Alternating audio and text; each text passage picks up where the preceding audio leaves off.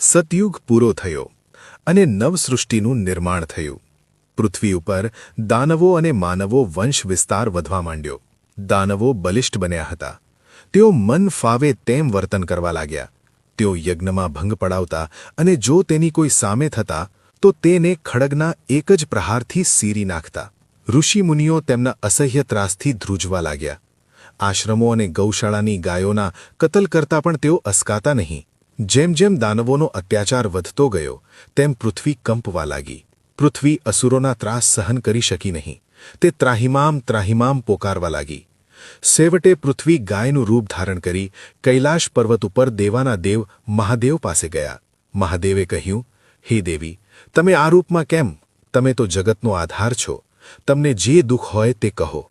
પૃથ્વી માતા બોલ્યા, હે મહાદેવ, દાનવોનો અત્યાચાર હવે માજા મૂકતો જાય છે. નિર્દોષ સાધુ સંતો, ત્યાગી તપસ્વી અને ઋષિમુનિઓ અને તેઓ અસહ્ય ત્રાસ આપી રહ્યા છે. પૃથ્વી ઉપર વસતા માનવીઓની પીડાનો પાર નથી. મારા ઉપર આ દુષ્ટનો ભાર ઉતારો એવી મારી પ્રાર્થના છે.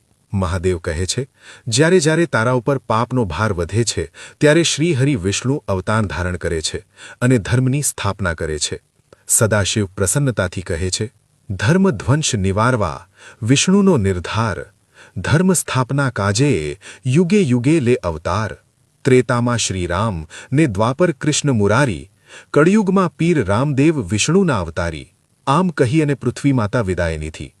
જ્યારે જ્યારે પૃથ્વી ઉપર પાપ વધે ત્યારે વિષ્ણુ ભગવાને અવતાર લીધા છે. જેમ સતયુગમાં શ્રીરામ, દ્વાપર યુગમાં શ્રીકૃષ્ણ અને કળિયુગમાં રામદેવ પીર તરીકે અવતાર ધારણ કર્યા છે.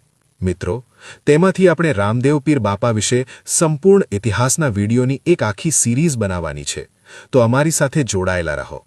તમને અમારા વિડીયો પસંદ આવતા હોય તો વિડીયોને લાઇક કરી અને કોમેન્ટમાં રામદેવ પીર અવશ્ય લખશે. અને હા, અમને ફોલો કરવાનું ભૂલશો નહીં.